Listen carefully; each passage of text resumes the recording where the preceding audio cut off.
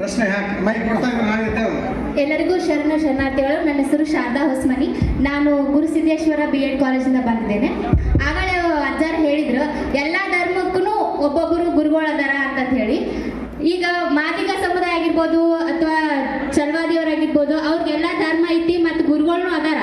ಮತ್ತು ನೀವು ಹೇಳಿದ್ರೆ ಅವರಷ್ಟು ಎಲ್ಲರಿಗೂ ಮಂತ್ರಿ, ದೊಡ್ಡ ಮಂತ್ರಿ ಅಂತ ಹೇಳಿದ್ರಿ.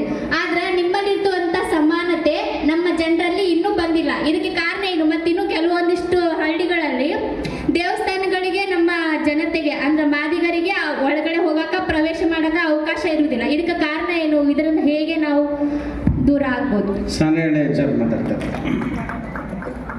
ಮೊದಲನೇದು, ಸ್ಥಾವರ ಕಳಿವುಂಟು ಜಂಗಮ ಕಳಿವಿಲ್ಲ.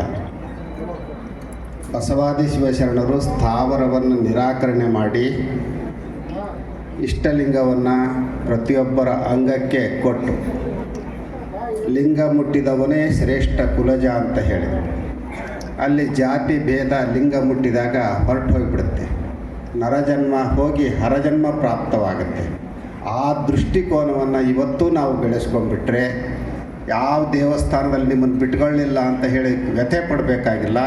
ಆ ದೇವಸ್ಥಾನಗಳು ತನ್ನಷ್ಟಕ್ಕೆ ತಾನೇ ಮುಚ್ಚಿ ಹೋಗ್ತವೆ, ಈ ದೇವಸ್ಥಾನಗಳು ತೆರ್ಕೊಳ್ತವೆ.